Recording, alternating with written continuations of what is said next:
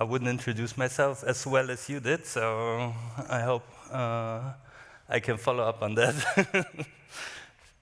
So, thank you for listening. Today's talk will be Flash Boys in Crypto, the dawn of a new trading epoch.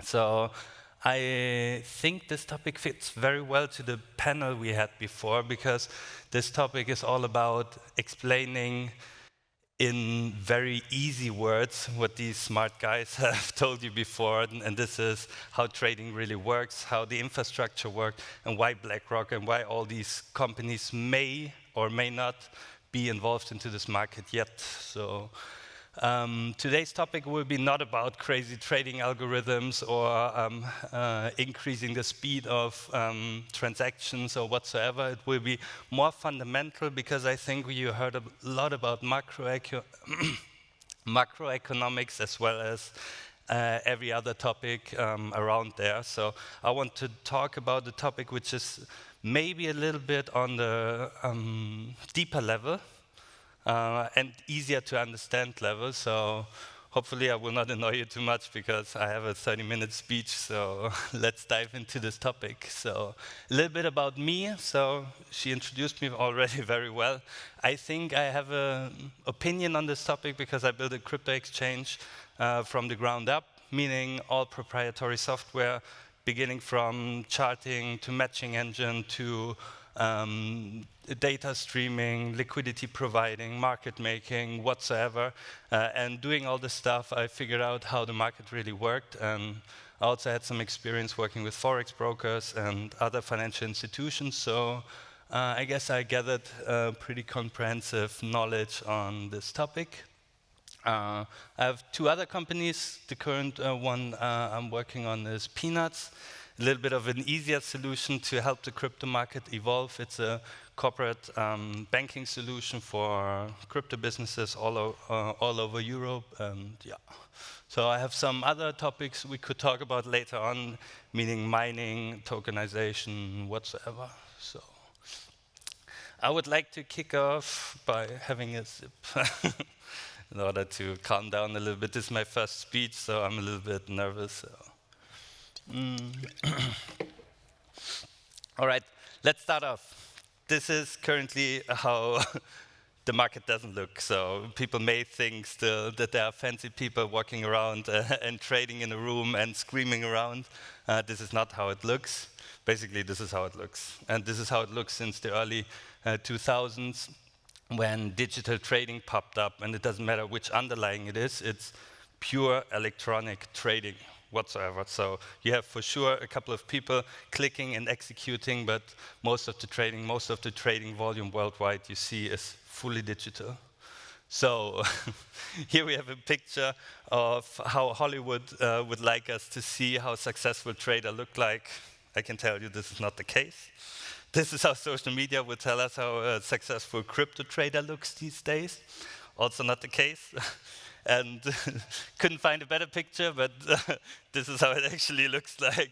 We have very smart people sitting somewhere behind a PC and coding crazy algorithms in order to find market inefficiencies or new ways to participate in the market and to gain anything. Most of the time it's only knowledge, because every time I meet someone like him, he just says, I'm not doing it for the profit. I'm mainly doing it for fun. I want to see how bad the other ones are. So I guess one of these guys is here in the audience. He also was the inspiration for this presentation today. So and this is how they look when they were successful. So don't do that. Buy Bitcoin. So let's be serious again. So this topic today, like the inspiration comes from a book, Flash Boys. It's a fairly good book, also a recommendation of the guy I talked previously about. You should all read that book, because I think it gives you the best understanding of where we were in the past and how the future may look like. So as soon as you get to understand how fast, how good, how efficient, and how much money was spent on today's electronic trading, you will maybe understand where we are right now. So have a look at it, read it. Also the insights on regulation and how SEC or other regulators reacted to this fast-moving market, because if you think crypto is fast, this market was way faster. All right. I had one issue doing this presentation. This is to really picture how big the difference between traditional trading markets is compared to the crypto market. So we have numbers here like 22 trillion euros or 200 billion euros. So do you guys, can you imagine how big the difference is? Like, I tried to use ChatGPT in order to explain me the difference, because if I tried to staple pancakes on top of each other, dollar bills, use smartphones to see how much land we can fill using smartphones. And I came up with two more or less good explanations on how big the difference is, or are. So let's imagine each dollar is a sand corn. And we fill this sand corn in an average dump truck, which has around 10 to 15 cubic meters of volume. And we take the average trading volume of 2022 of the crypto market. So we would be able to fill 1 million dump trucks. And if you put them in a queue, it would be the length of 10% to the moon. So if we do the same with 22 trillion, which was the trading volume of the traditional markets in 2022, we would have a queue of dump trucks which reaches from here to moon and back, and this 5,000 times. So in other words, the average trading volume of the entire crypto market gets traded in 1.5 seconds in the traditional market. So this is how big the difference is. Considering this fact, isn't it amazing how big the impact is? Isn't it amazing how fearful the banks were? And you know why? Because there is substance to it. There is a reason why it's there. It's not only there to have a new fancy crypto market and to earn money. We have a real competitor and a real market participant which pushes our traditional system to evolve.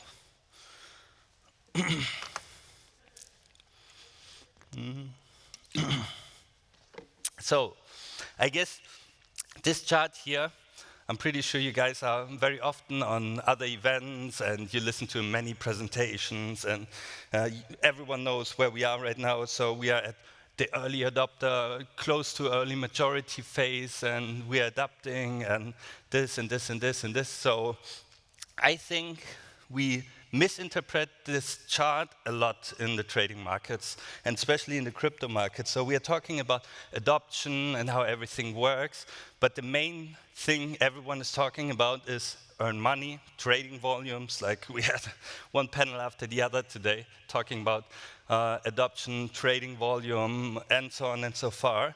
But everyone forgets that we are talking about electronic trading.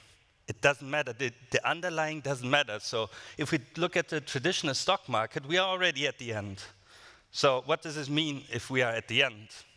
It means the market is super competitive, margins are super low, everything gets a little bit more boring because inefficiencies get less and less and less, the market gets optimized, the market gets trained, everyone knows what's going on. So let's create a thesis. So if we look at the book Flash Boys, which I told you before, you know how, after reading it, you know how many millions get spent in order to just be a millisecond faster than the entire rest of the market. So I don't think Bitcoin in general got invented by flash traders or crazy market participants.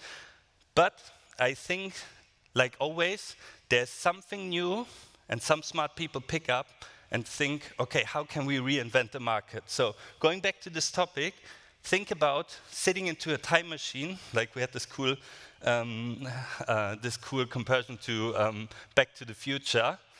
Let's give flash traders the chance to have a time machine, and going back in time with electronic trading and start the Wild West again. And we are currently in the Wild West where we were 20 years ago in the traditional market. And there are many reasons why I think that this is the case. We can discuss this separately because this is an entire presentation by itself. But I think crypto markets, how they are right now, are inefficient for a reason. They are at the stage where they are for a reason. And I think the market participants right now are the market participants from the traditional market from 20 years ago. So we moved back in time, and we are in the traditional market back in the early adopter phase. So, all right, I hope this was clear enough, but let's move forward. When I started with my career in trading and financial markets, I moved to Cyprus and I worked for a forex broker there.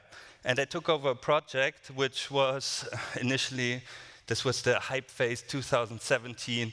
Everyone was collecting money. Everyone was like, we are going to moon. I sat there and said, okay, you're collecting money for a fancy project, an ecosystem. This was the buzzword from back in the day. But you guys are doing trading. You're a professional market participant. You have a couple of 100 million of trading volume per day. You have over 1 million trading clients. So why not do a crypto exchange? And I said, yeah, it's so complex, and we don't know the asset class. And I said, like, how can it be complex? You have 1 million trading clients. You have like a big trading dealing desk over there where 20 traders are sitting. Like, you should know what's going on. And then I noticed, no, they don't know. Like a forex broker today is basically a plug-and-play solution of many external services like MetaTrader 4, MetaTrader 5, or market makers, CRM providers. So they're not fintech related. So every solution they are integrating is basically a copy from someone who has built it a couple of years ago and who has just maintained, let's say, a system which is subpar, but it works. But at the end of the day, the real trading know-how got lost. You find very rare cases where, in financial institutions, where the old school knowledge on trading really exists. And there's a specific reason why. While building a crypto exchange, I tried to find these guys. It was a nightmare to find one because the typical profile of such a guy is a psychopath. Like, he is hiding somewhere, for sure alcoholic. He is crazy, you don't want to listen to him, he screams, he's loud, he's crazy, but he understands the market. And the longer you listen to him and the longer you take your time trying to understand what's really going on, the harder you find it. Like, for example, the knowledge between technology, the knowledge between inefficiency, the knowledge to trick a system, the knowledge to improve a system, the importance of liquidity, the importance of money management. Think about all this stuff and then think about the profile of a guy who has this knowledge. This guy is for sure not a teacher. He will for sure not sit there like Gutenberg and write a Bible about the importance of market efficiency and how well it needs to be programmed in order to avoid X, Y, Z. So what happens? Knowledge gets lost. We don't report knowledge like we did in religion, mathematics, like you name it. I guess you understand it. It just gets lost. Regulation doesn't serve as a point-by-point guide on how to build stuff. So if I go to, for example, SciSec today, or if I go to BaFin and I ask them, I want to build a crypto exchange, sorry. What do I have to take care of? The answer will most likely be,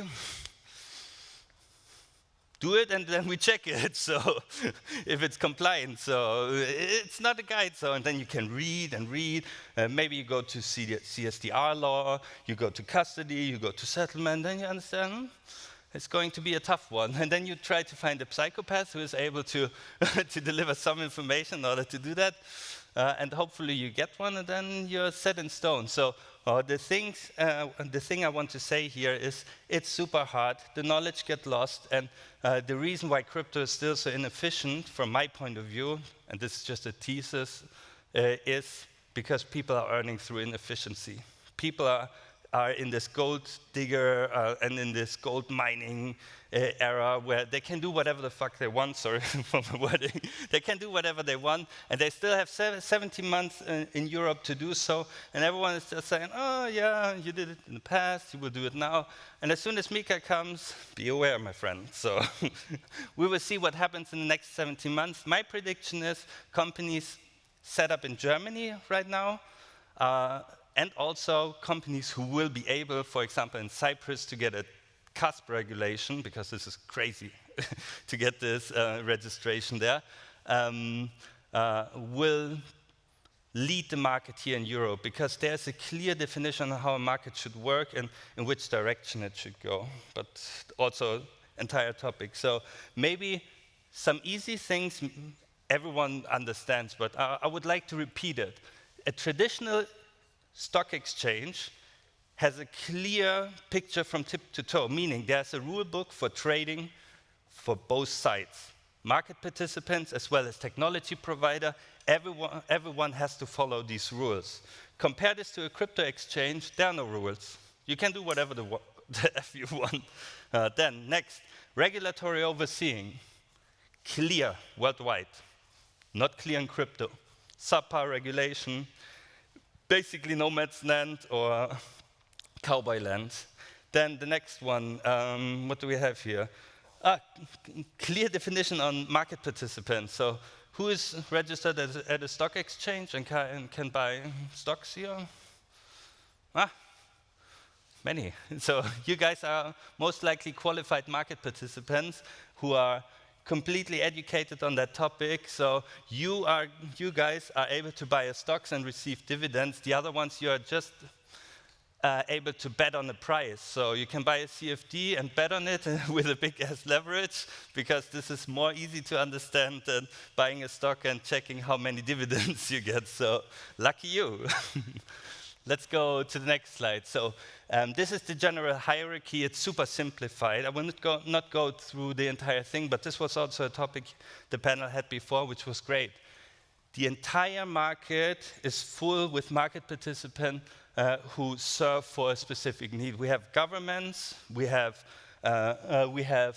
countries or like continents like EU or whatsoever, and then below that you have regulators. Below the regulators you have exchanges, and then you have all the provider for the exchanges, custodians, tech provider, auditing firm, clearing houses, data provider, and these guys are serving between exchange, regulation, and qualified market participant, investment firm, market maker, broker, whatsoever. And these guys creating a ton of fancy products in order to serve individuals. And now we think about the individuals who are buying on stock exchanges assets they are not qualified to buy. So you cannot buy Tesla. It's too dangerous for you. You're going to lose it. You cannot buy Tesla. You didn't raise your hand. You can also not buy Tesla, but you can buy a bet on Tesla. Isn't that amazing? Buy a bet. This is way easier.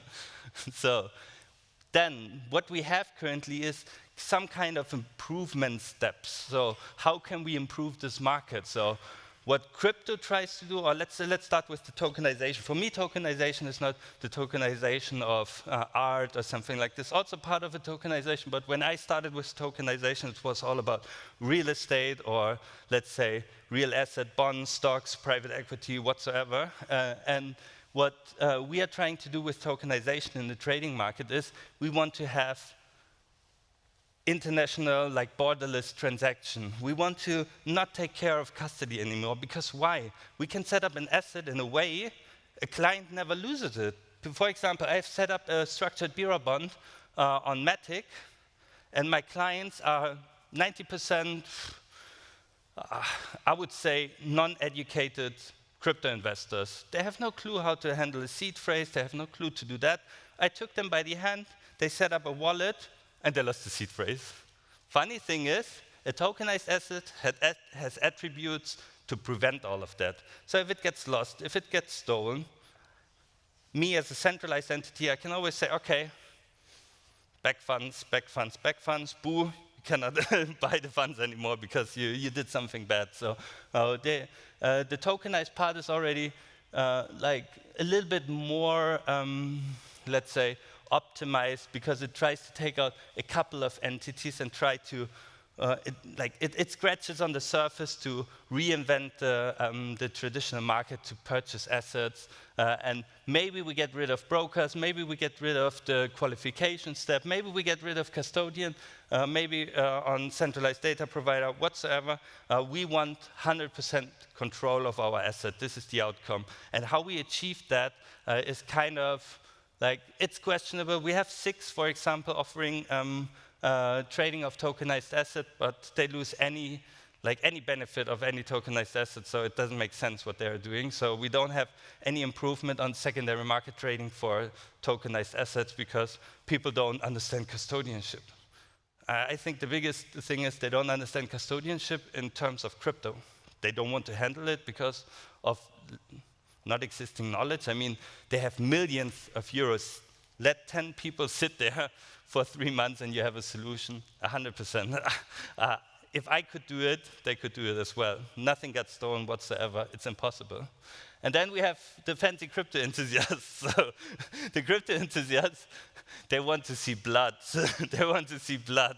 At the end of the day, they want to not have governments. They don't want to have regulators. They don't want to have auditing firms. They want to have tech providers, open source, all the market participants open source, et cetera, and the outcome could either be a decentralized exchange, which could be freaking amazing, so if you do it right, and then on the other hand, you have